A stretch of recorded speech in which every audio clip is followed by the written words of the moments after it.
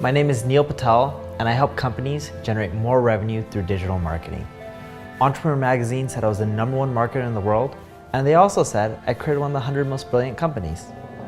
I started my first website at the age of 16. I took all the money that I earned from working at an amusement park, and I paid a marketing firm. The marketing firm provided no results, and I quickly learned that I wasn't alone. Out of my frustration and from being broke, I had no choice but to learn marketing. My first client was a power supply manufacturer. I helped them generate another $25 million in sales, and from that point, I realized the power of marketing. I helped everyone that I could, and I built my reputation by being honest and over-delivering. I've helped companies like Google, NBC, Viacom, General Motors, eBay, but nothing's more satisfying than helping small business owners succeed. I founded 4 multi-million-dollar companies, and I've learned all the mistakes that you should avoid. I've written about them on Forbes, Entrepreneur, Inc., Fast Company, and even on my own blogs. It's so awesome to know that colleges from all around the world are teaching my material in their classroom. Over the years, I've received awards from the President of the United States, the House of Representatives, and the United Nations. People believe marketing is expensive and difficult. Fortunately, that's not true. There is a formula. Even if you don't have a technical bone in your body, you can get results. And my mission is to share this formula with you.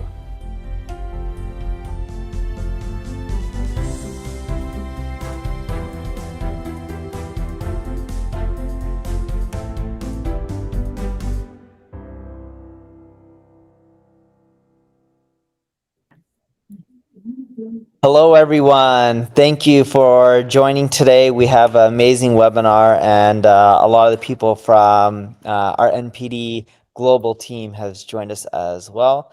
Basil, do you want to start sharing the screen so that way we can look at the presentation? Yeah. So today we're going to be breaking down e-commerce and, of course, GA4. So GA stands for Google Analytics 4. If you guys don't know, you pretty much have no choice but to switch to GA4. Google is sunsetting the old Google Analytics. My name is Neil Patel. I'm the co-founder of NP Digital. In today's presentation, we also have some video playing. Some of the video is being played from one of our team members, Chris. Chris is the VP of Data and Analytics and Insights at NP Digital. And we also have Ronnie and Basil. Ronnie and Basil, do you guys want to do a quick intro of yourselves? Yeah, great. I'll start. Excited to be here. I'm Ronnie. I'm the Managing Director of Canada for NP Digital. And my name is Basil Hatu, and I lead product and growth for NPT in Canada as well. Can you guys see my screen as well? We can see your screen. Amazing. So who we are, we're NP Digital. We're in 7 countries, although I think we just added a few more. I would say by the end of the year, we'll probably be in 20 plus countries. We haven't made most announcements yet, but within a few months, you'll see us in 14 countries. We already announced a few, 700 plus people. We work with a lot of large corporations all throughout the whole world. We've won a lot of awards. And the reason I say this is not to brag. We can always be better. We can always do better work. You know, Basil, Ronnie, and I, and the rest of the team, we always believe that you can always learn more and get better at what you're doing in anything that you're doing in life, especially business and marketing. But we wouldn't have achieved these results and been able to work with these clients and won these awards if the results, the strategies, the tactics didn't work. So keep in mind, whether it's Basil, Ronnie, or I talking today, or even Chris, who's there virtually recorded, you know, we're talking from experience, and the stuff that we're trying to present today should help you do better in the future.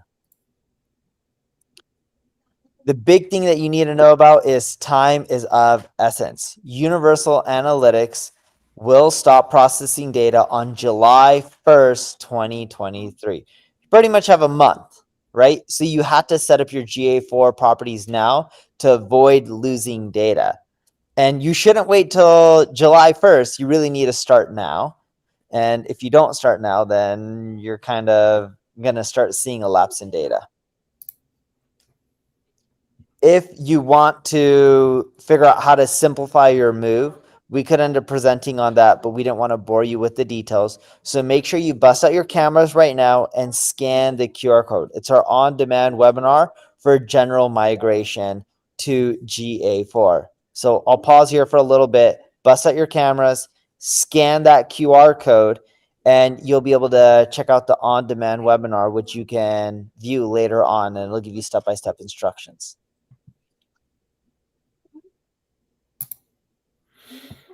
So what do you need to know for GA4? The big thing that you need to know, and I'm not going to go through all the 3 bullet points, but this is my favorite part about GA4. It completes the view of a customer lifecycle. Look, when I started off in marketing, and I'm 38 right now, I started roughly when I was 16. So you're looking at 22 years. People would say, all right, someone came to your website. How much did they spend, or how much is that lead worth, and what was the revenue you generated? Very few companies were really looking at, okay, someone came to your website. How much did you spend to acquire them? What did you generate in revenue? What did they spend a month later, 6 months later, a year later, 5 years later? In essence, what's the overall life cycle? How do you get them to keep coming back? What are the points that cause them to keep purchasing? How do you get them to do upsells and downsells? How do you end up, in essence, creating that stickiness like Amazon? And one big thing that GA4 helps you with is to give you that viewpoint, so that way you can get a complete view of the customer lifecycle, which is super important, because the moment you understand the complete view, it'll allow you to optimize to generate more money for the overall lifetime value versus just optimizing for the first transaction point. And data is also changing. When you look at universal analytics versus GA4, there's quite a bit of difference from focusing on total actions to focusing on users instead. Remember, users use multiple devices. They come back multiple times to a website. They can interact with you omni-channel, and then they eventually convert. From large number of standard reports to, sadly, there's a limited out-of-the-box report, but you can do tons and tons of customizations which make up for it. And instead of session and event tracking methodology, it's event-based tracking methodology only. And instead of silo data properties, there's aggregate data properties as well. There's also customer journey insights. You can get more accurate customer-centric insights from multiple touch points. And this is super important because marketing has shifted from just people using one touch point to go to your website, to then multi-channel to then go to your website, to now omni-channel. And omni-channel is really where it's at. The big difference between multi-channel and omni-channel, with multi-channel, you could be on Facebook, Instagram, Twitter, Google, leveraging email marketing.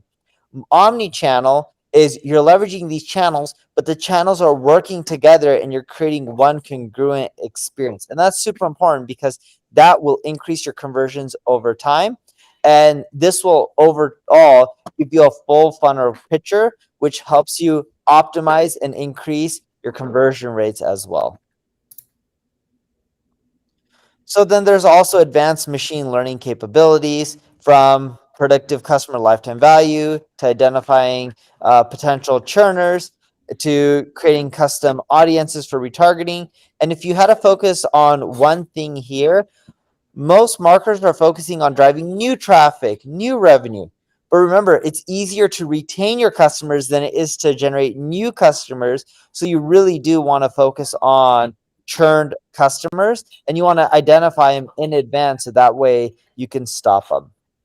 And there's also quite a bit of change when it comes to data privacy. And it's not just with Google or Google Analytics. The whole world has been making a push to this, right? From IP anonymization to data storage, duration limits to consent modes.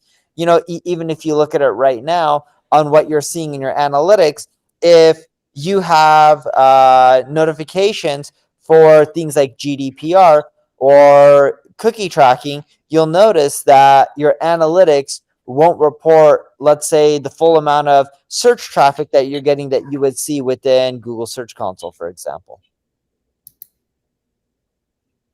There's also seamless integration with Google products. There's a lot of Google products, and the great news about this is, of course, they're going to make it where it's easy to integrate. And before I pass it off, the last thing that I wanted to talk about, I'll be coming back as well and talking a bit more. But what I want to talk about is you're gaining a lot of flexibility. See, when you think about the current Google Analytics that most of us use, we've already shifted, but for a lot of people, they're not on GA4 yet. They're looking at standardized reports. Businesses are different. Marketing is different across different segments, different verticals, and you need to adapt your analytics to your business, to your goals, to the marketing campaigns you're running. It's not about out of the box reports, because when you create more customized reports and you're leveraging a lot of the dimensions here and the events here, what you'll find is you'll be able to better tailor the reporting to your needs, which will allow you to better fine tune your marketing. And that's super important. You're only as good as the data that you have. If you're not looking at the right reports, the right data, you're not going to be able to optimize your marketing. Absolutely right. And as Neil, walked you through, GA4 is an entirely new version of Google Analytics. It's more flexible, it's scalable, and it's actually faster. So functions like event-driven data, machine learning, predictive capabilities, it makes it a much more powerful tool. And the downside to that is, as Neil mentioned, is that the standard reports they're quite bare bones. In Universal Analytics, you can just kind of click on your enhanced e-commerce tab and then see your essential reports. In GA4, the metrics and dimensions are much more powerful, but you need to build your own reports in many cases. So in acquisition, engagement, monetization, retention, as you see here, as you go in, those screens and those reports are really just basic. So custom reports allow you to essentially curate all the data to focus on the metrics that matter the most to you. In GA4, you can have, I believe, up to 150 custom reports per property. That's a lot.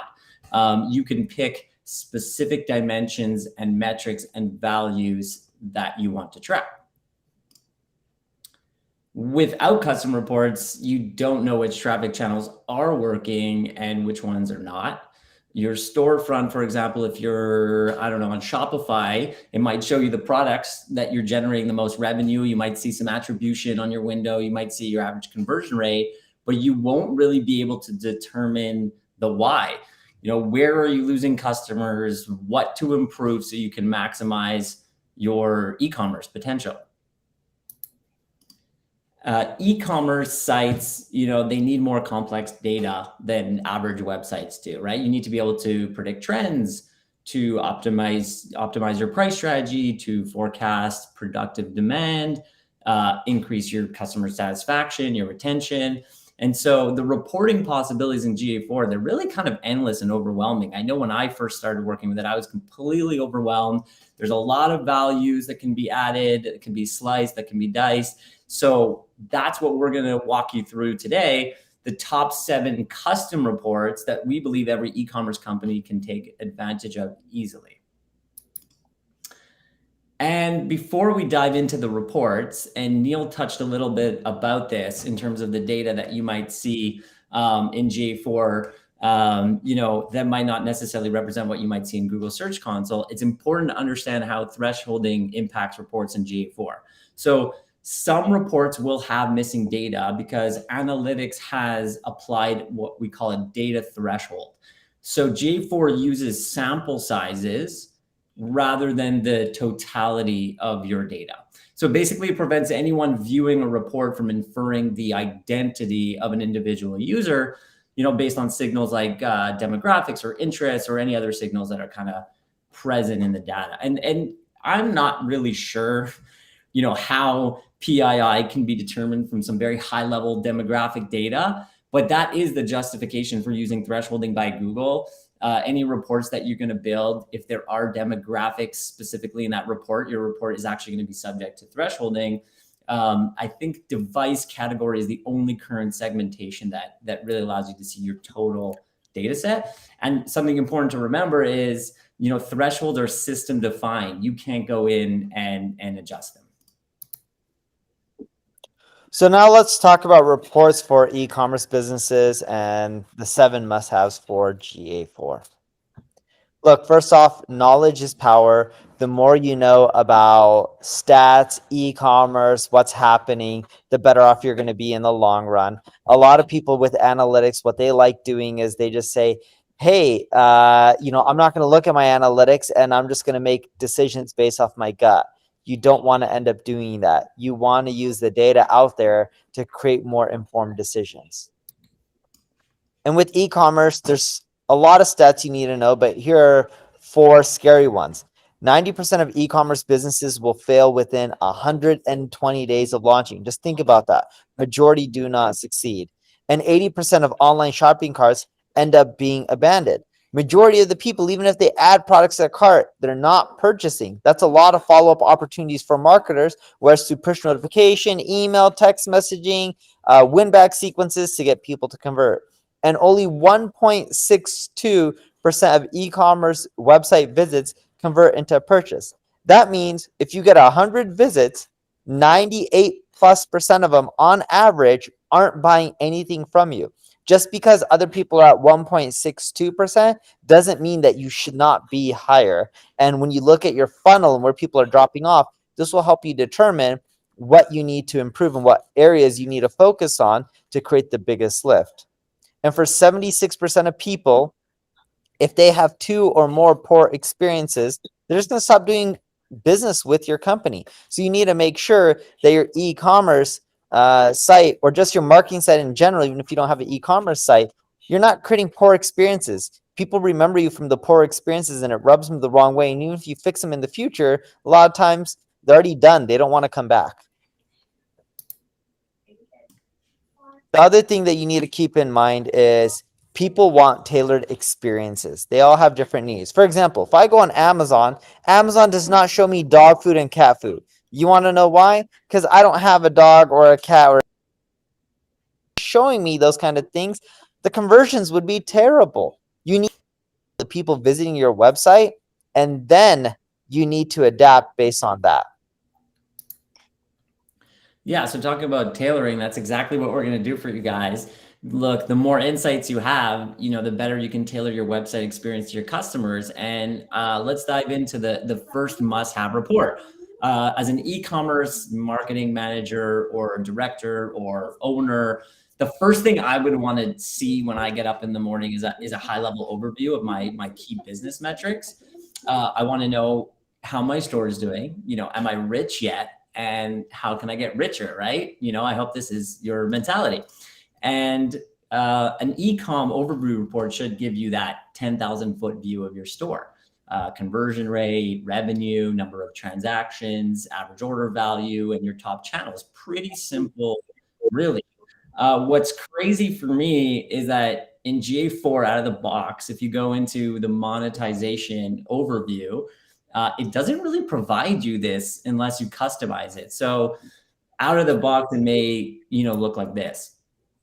And for us, this is not really a good starting place. Maybe Google will listen. Maybe they'll change it up. For now, as I mentioned, you want to get an overview of how your store is doing. And there is this one, if you look at purchase versus conversion focus, and we're going to walk through it, it's a much better basic custom report. It provides an idea of how your store is doing, your conversion rate, which channels are bringing the most traffic and revenue. The only difference between the two is that you might want to have, one overview that shows purchase behavior. So example, like your total revenue and average order value, and then the other overview that focuses a bit more on sessions, user, and conversion rates, so you can kind of see trends. And so we're going to walk you through how to build this really simple e-commerce overview. All right, everybody, we're going to do an e-commerce report. Now, if you're more familiar with GA4, you'll know that you can actually go into the Reports tab, and under a button called Monetization, you're actually able to see an e-commerce overview report. Now, this is a little bit generic and high level. So if you want to get a little more detailed, go into the Explorer tab and go into blank. You're also welcome to click on Freeform, but Freeform will auto-populate some dimensions and measurements in this report for you. So to save time, we can just go into a blank report here, and we'll say e-commerce report. All All right, for our dimensional values, we're going to go ahead and add session source medium. Slight delay on my computer, so apologies there. And for our measurement or metric values, we're going to add a few things. We're going to add total users. There we go. We're going to add transactions. We're going to add e-commerce revenue. There we go. And we're going to add average purchase. Just type in purchase revenue.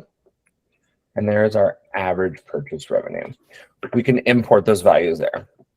Now, remember, just because you've populated it doesn't mean it is going into your report yet. Now these values are available for you. So what you're going to do is in the row section, you're going to populate source and medium. And then down here, again, you can double click or you can drag and drop your values. There's our total users, our transactions, our e-commerce, and our average purchase revenue. All right, there we go. We have a little more advanced, a little more detailed e-commerce report, excuse me. And then, of course, you are welcome to segment or filter. You may also change the date to whatever it is that you're looking for. And that is how you do an e-commerce report.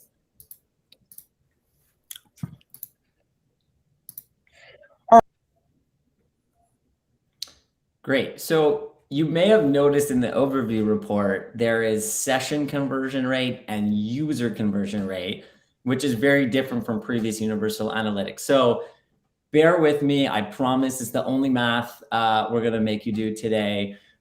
User conversion rate is the volume of users with at least one conversion divided by the total amount of users. So if you look at the example here, you have 2 users have at least one conversion. That's users 1 and users 2. So you take those 2 users and you divide by the 3 total users, which gives us our conversion rate of 67%. For session conversion rate, it's the volume of sessions with at least one conversion divided by total sessions. Remember that that conversions are binary. So if there's 2 within the same session, it counts as 1. You can adjust that in your settings. So again, in this example, there's 2 sessions only that have at least one conversion. We take those 2 sessions and we divide them by all 5 sessions, and you have your session conversion rate at 40%. So it's normal for the session conversion to be lower since it's a lot of users could have multiple sessions when visiting your website. And another really very useful report we're seeing more and more customers actually bring and discuss with us is the user lifetime report in GA4, which is very powerful. I'd say probably even more so in today's economy and today's reality. The customers we have are significantly more valuable and simply can't afford to lose any to sustain growth and achieve our targets. And there's already an existing report in GA4 that helps e-commerce brands. And in essence, this is answering the question, who are my most valuable customers and what are the value that they bring into the business? So GA4 has some unique capabilities. We touched a bit on it with the previous slides, but has a unique capability, which is around the predictive feature. It automatically enhances the data using the GA machine learning model to predict how users will behave in the future on our e-com website. So by collecting structured data events, which you have to pass, you can gain insights into the customer's predictive behavior in the future. So if your website today is a purchase or you have an in-app event, you can start using those probabilities. And there's 3 key distinctive probabilities that GA4 has enabled: purchase probability, churn probability, and predictive revenue. I mean, these are probably the most asked questions we as marketers receive. And to answer these questions that we often get. So for example, you can estimate the revenue you can expect from all the purchases made by users within the next 28 days based on activities and behavior that they've had on the website or in app for the previous 28 days. And as you explore these functions further, you can now also bring a lot of data in. So there are some limitations to that data, but one thing to note, there are some criteria that we have and websites have to meet to be able to use these features really, really well. One is you should have at least 1,000 returning users who triggered that relevant predictive condition, whether it's a purchase, whether it's a churn, and or at least 1,000 people who did not complete that or trigger that event in mind. And when it comes to advertising, what's really powerful about this type of predictive model is because GA4 allows us to integrate our marketing stack easier, you can now also use this predictive audience and pass it into your ecosystem through either SA360 or DV360 and be able to create remarketing lists based on specifically triggered actions, people most likely to purchase and people who have churned. And that really enhances the marketing capabilities and the value that GA4 can bring to the marketing groups. Screen. So I just want to quickly show. So while we play this video, I'll show you guys how you can create. So if you'd like to go back into, let's say, analytics.google.com, we are going to default using the Google Merch Shop simply to protect user privacy. We're going to go into the Explore tab, and in there, we're going to go ahead and create a blank report. Once we go in and click Freeform, we can go into User Lifetime. Once you select User Lifetime, it's going to default some of the dimensions and measurement values that are available for you to use. And as we start pushing that data in, we'll start seeing reporting. So first things first, if you want to start dropping data in, we can look at medium, source, campaign, anything that's going in there. And then down here in the values portion, we can go to total users or any other type of lifetime value that exists in there. We can bring in as many measurement values that we'd like. Again, we can also come on and bring in source, whatever else suits our fancy for this reporting. And we're going to get a table. Now, one of the things that I like particularly about lifetime value is we can use some predictive capabilities in here. So if you go into the segments portion, you see general, shopping, templates, and predictive. We can go in and we can look at 7-day purchasers. We can look at churning users, 28-day top spenders, likely first-time 7-day purchasers. And there's a number of other things that you can go into. Just for the sake of simplicity, let's just look at predictive top, whatever I just did there, top spenders.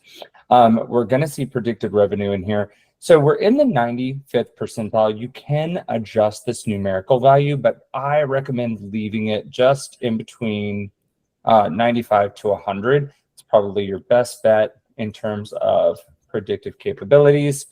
That will punch in on your segmentation over here.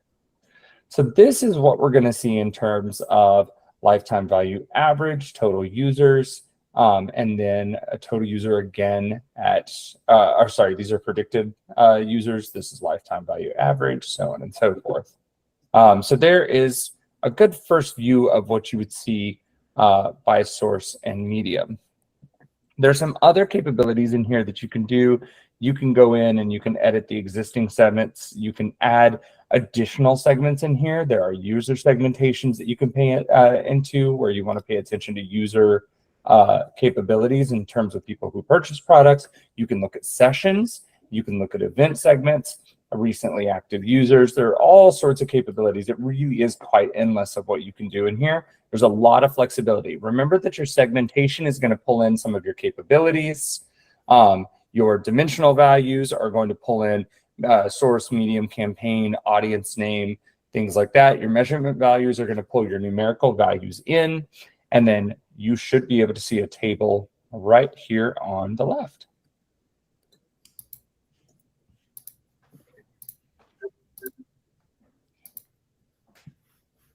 All right, let's look at the must-have report number 3, which is the product performance report. So only 15% of top e-commerce sites have good product page user experience performance. And according to the Baynard Institute, which I love their research, 55% of sites have poor to mediocre product page user experience. And so the product performance report, it gives you that first step. It gives you the visibility into how your products are performing online and how shoppers are interacting with them. So what it's going to allow you to do is spot popular and underperforming products and optimize product pages to improve those conversion rates. If you're in GA4 and you go into monetization and then e-commerce purchases, you're actually going to get a pretty good report versus creating a custom one. It will give you things like item name, item viewed, adds to cart, even purchases and revenue, but it's still not a complete picture. There are other dimensions or values you might want to see by default. So for example, personally, I would rather see on an e-commerce site if my products are broken down by product category, or versus in having all the products not categorized, or if maybe brand, if I'm a reseller, versus a list of all those individual products. You're going to go to the Explore tab here, and you're going to go ahead and create a blank exploration report. Unlike some of the other reports where we can open this and start from somewhere, we're going to start from scratch. So let's go ahead and name this Product Performance Report. You can name it anything that's going to help you remember that it is involving product performance. Now, since we're talking about product performance, we're going to focus on item name.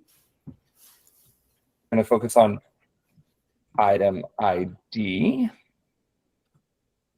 And we're going to focus on item category. Now, there are a myriad of things you can use to measure product performance, but these are usually the main ones that you want to focus on. Now, for our measurement or metric standpoint, we're going to, of course, look at item revenue. We're going to look at items purchased. And we're going to look at item refund amount. We're going to click import. Now we have all the dimensional values and all the measurement or metric values that we would like to see in a product performance report. Now keep in mind that you can add a series of other things if you're interested. It all depends on what your focuses are. So we're going to go ahead and add dimensions here. We want to drop this into row. So there's item name, there's item ID, and item category. And then, of course, down here, let me just scroll down a little further. We're going to add into the value section item revenue, items purchased, and item refund amount. Now, this should allow us to get a report. It might take just a second to get that going. Excellent. So now we're able to see the name, our ID, and the category that it falls into, as well as the revenue and the refund amount. Now you can duplicate these tabs and we can look at product SKUs and we can look at a series of other things that you might want to look at, but that's entirely up to you. I just wanted to show you the capability of getting this report up and running. Perfect.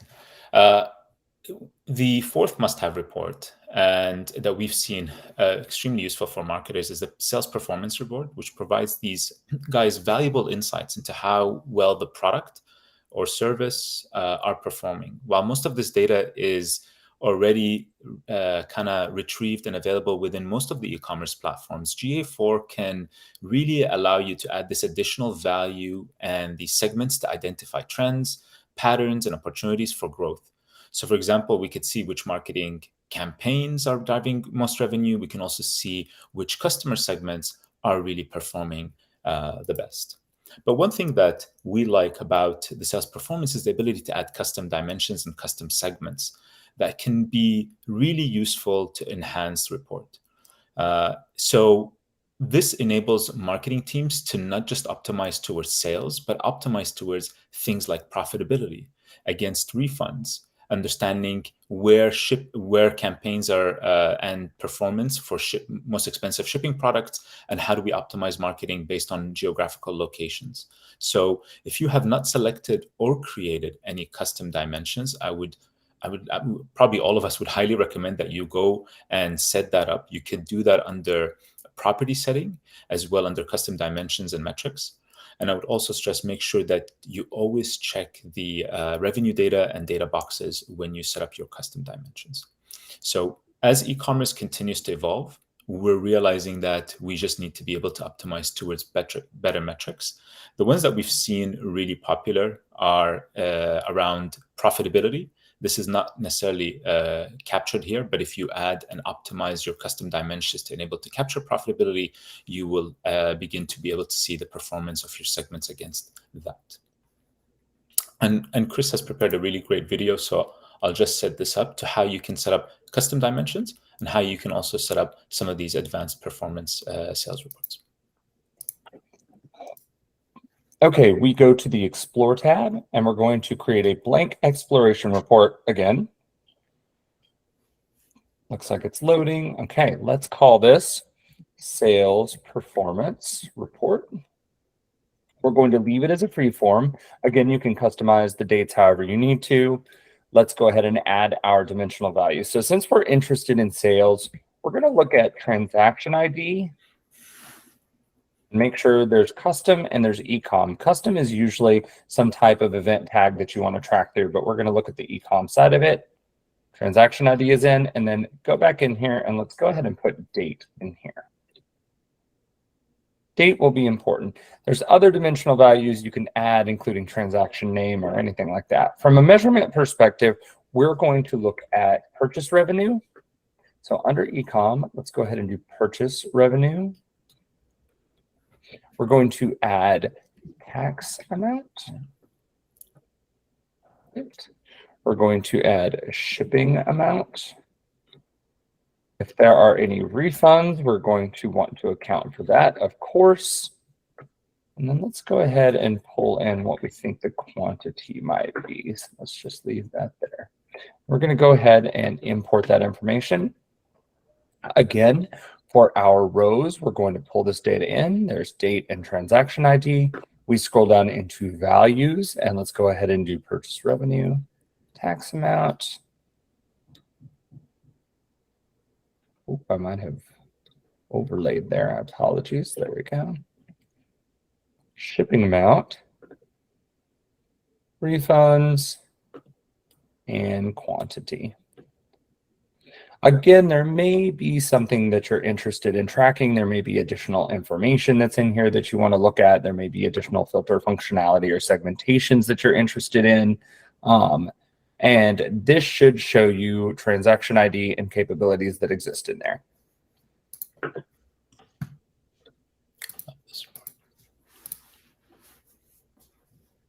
Okay, let's get into our fifth must-have report. It's the shopping behavior report.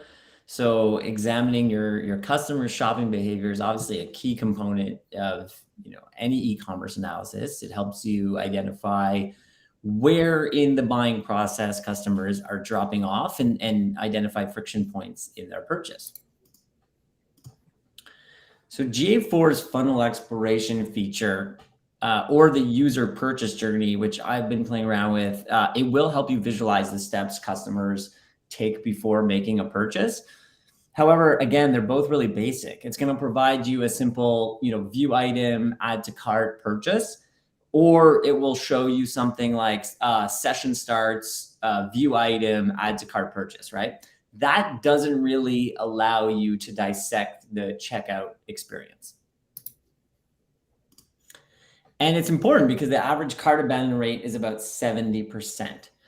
And so the top reasons that customers abandon their carts are extra costs in the checkout process, no guest checkout, or delivery too slow. Those are amongst the top ones. And so you can't see this if you don't add extra steps in your funnel exploration, such as, begin checkout, remove from cart, add shipping info, add payment info, right? This is important because it's really going to help you improve your conversion rate by eliminating pain points. And so our sixth must-have report is a customization to that basic funnel exploration to get more granular on the user behavior throughout the checkout process on your site.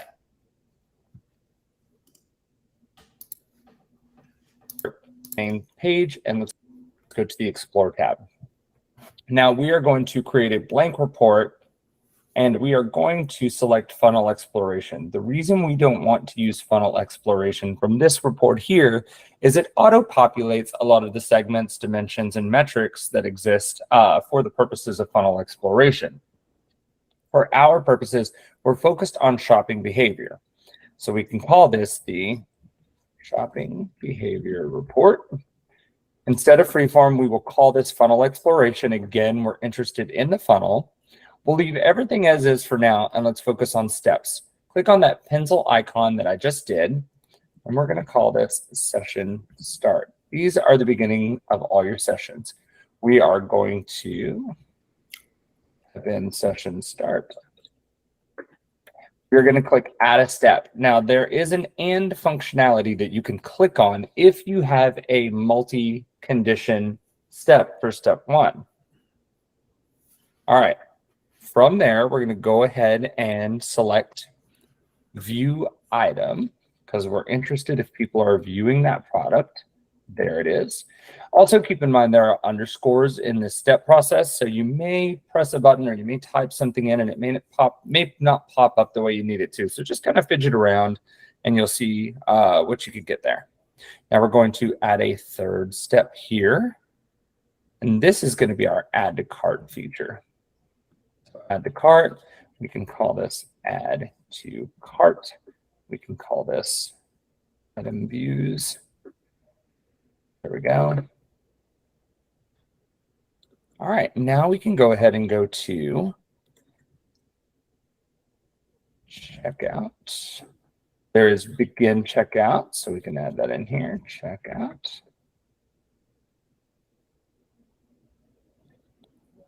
All right, and then we're going to add, after our checkout, we're going to do our purchase. All right. That's a purchase. And again, you can name it anything that you're going to remember to do, but you should be good there. Now, it looks like we have everything in the funnel that we're mostly interested in. So let's go ahead and apply those steps. Okay, so again, we're looking at session start, view items, add to cart, checkout, and purchases. Now, there is an option to make the funnel open, which allows anyone to come in at any point in the funnel. They can come in at item view, add to cart, checkout, and purchase. They don't have to come from this session start feature. But we're going to go ahead and leave it a closed funnel for now because we're mostly interested in any purchases that are taking place from the very beginning of session start. All right, so you can create an additional tab here after. This is creating the funnel to show you the behavior report that exists. We're going to go ahead and create a new exploration report after this. And we're going to do funnel exploration once again. Now for this one, we're mainly looking at specific checkout behavior. So we're going to do the same thing. We're going to go into steps, but we're going to go ahead and start with checkout behavior. So let's do begin, checkout. Let's go ahead and add a functionality there. And we're going to go to add shipping info.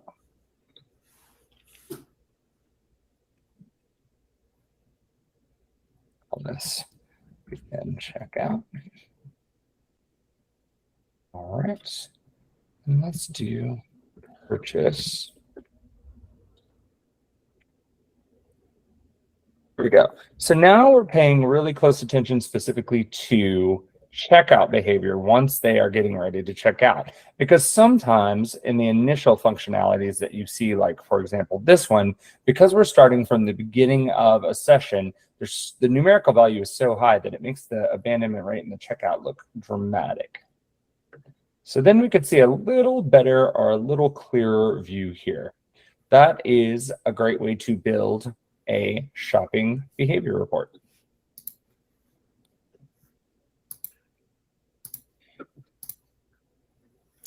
And the last must-have report is the user acquisition report, which is used in many ways and in conjunction with traffic acquisition.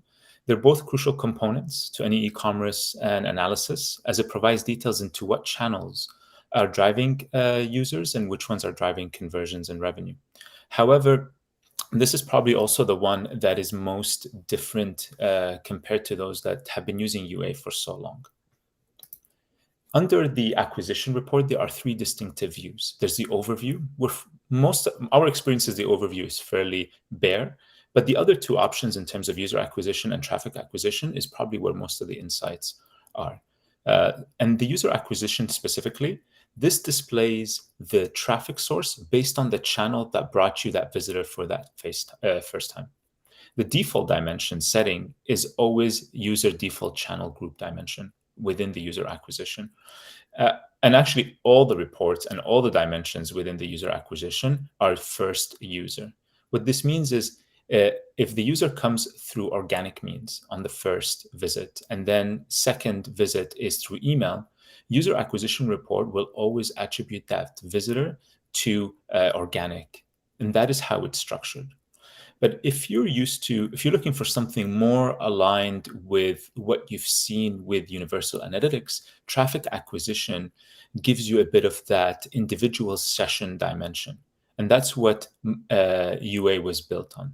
So traffic acquisition will give you a segmentation of the traffic source for each individual session, regardless of whether it's the user's first visit or second visit.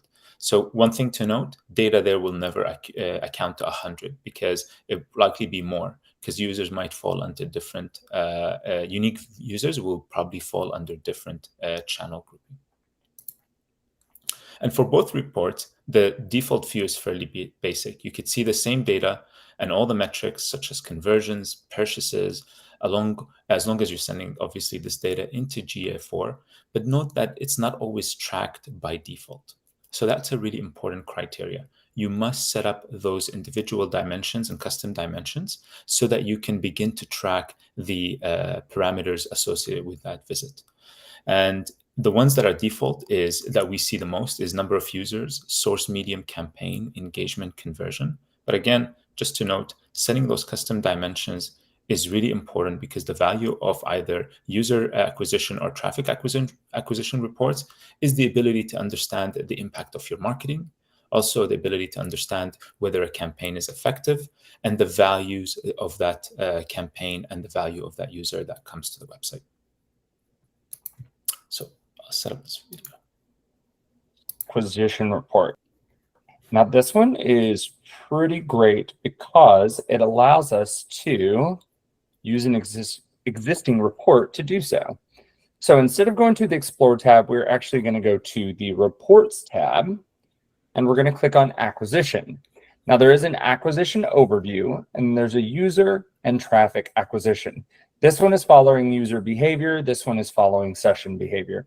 We're going to go ahead and do session-based behavior right now for a traffic acquisition report. Now, you don't really have to do anything. There's the capability to download this data, edit comparisons, anything that's up there.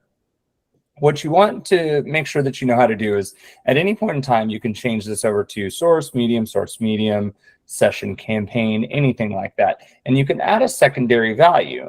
A lot of people do source medium to session source medium there. Should take a second, then load in. You can manipulate any of this data however you need to, and it's going to allow you to look at any of the data both in the graph and down below.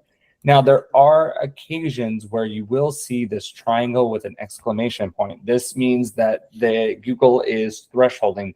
Thresholding is using statistical sampling instead of using all of your data to give you an idea of what's happening in your reports. Now, again, this is a pretty straightforward report. You can change the dates here. You can change any of the two dimensions there, two-dimensional values, and you can scroll over and see everything, including your events, conversions, and total revenue.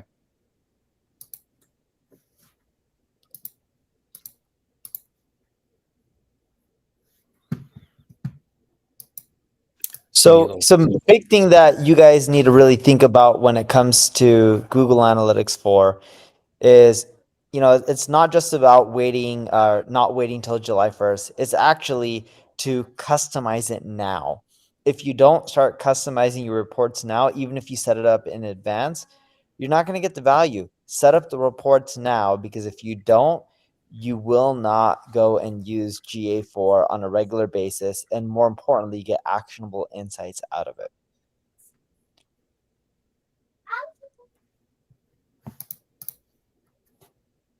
And if you want help setting it up, our team can do it for you. We have a lot of analytics people within the NP Digital organization globally. Or if you just need help with marketing, scan that QR code, or you can just end up going to npdigital.com as well. So now let's dive into some questions. All right. Hi, everyone. Colin here on the marketing team at NPD. We've got tons and tons of them. Been trying to sort through these and find some of the ones that were not answered as a part of the presentation. Rebecca asks, when you migrate, does the historical UA data that's been accumulating for however many years get pulled over into the new GA4? That's a really good question. I don't know who's best to respond to that one. Yeah. I mean, I can take that. It's not possible to completely move the historical data from UA to Google Analytics 4. The two versions have different data collection models. And even if it were possible, it would be difficult to compare the data because the models are completely different. So it's really recommended to save your UA data before planning the Universal Analytics to GA4 migration plan. You can export it, you can put it into BigQuery. A lot of people are putting them into Looker Studio to visualize it. Once you have created your new GA4 properties and launched them, your GA4 property will only start tracking data from the moment you created it forward. Awesome. Maybe I can just add a caveat as well, Colin, because a lot of the data that we assume is like the organic data. So the traffic data, a bit different, but there's other things that we're only going to improve is how you pass audience data and some of the other work that you're doing around marketing into your GA4. This is still work in progress because we're seeing in some instances is working well. In some instances, there are some bugs that Google is working through. So there are some capabilities to pass some of your marketing audiences into GA4 from your historical UA. Thanks for adding that context. That was helpful. Here's a really good one. Currently, GA4 is not compatible with AMP. Do you think AMP is going to be obsolete? Should we still maintain AMP for SEO optimization, or is just sort of AMP dead with the dodo bird? Yeah, I mean, that's a really good one. Definitely an expert who asked that one. It is not compatible with Google AMP. It's unclear whether AMP will become obsolete. So I think many sites have put a lot of effort and time into building AMP pages. And there are, still solutions to get GA4 working on AMP pages. I know there's custom codes that people have put, like AMP-Analytics or a WordPress plugin.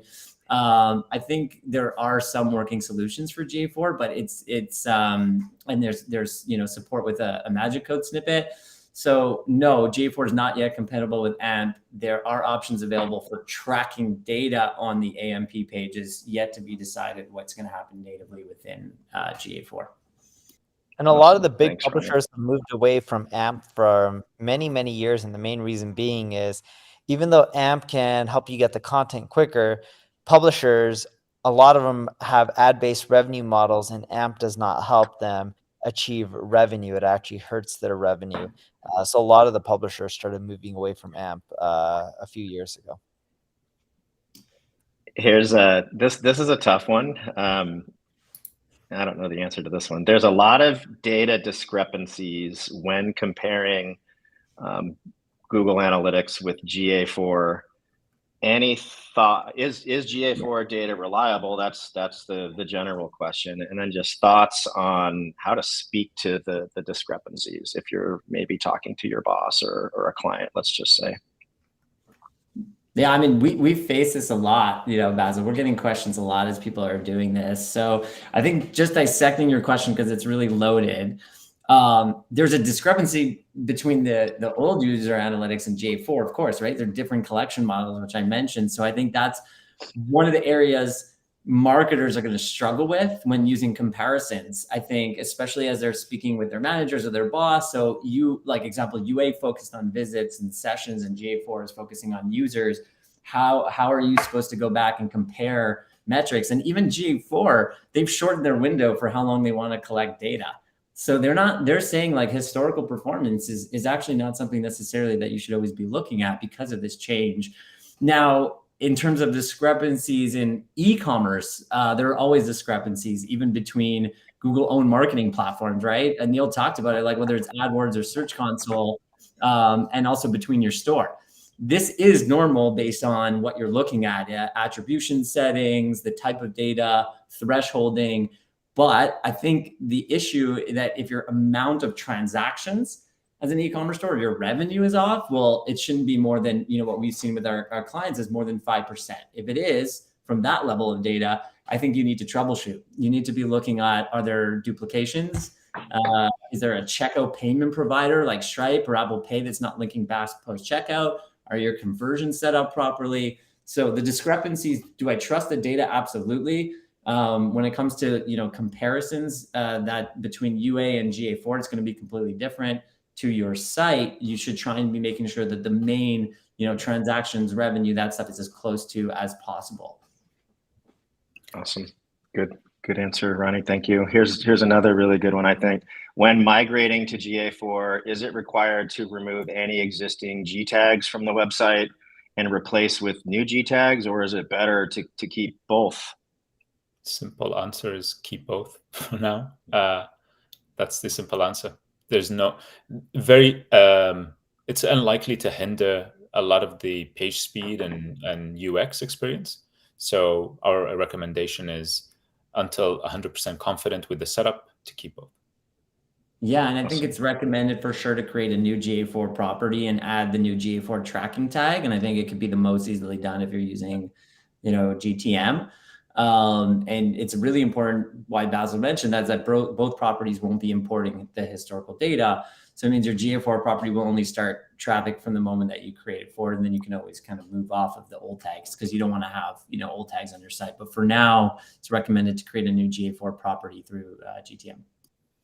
Awesome. And as Ronnie We've got mentioned, 1 minute. Yeah, GTM will make your life easier with managing tags more than just analytics tags.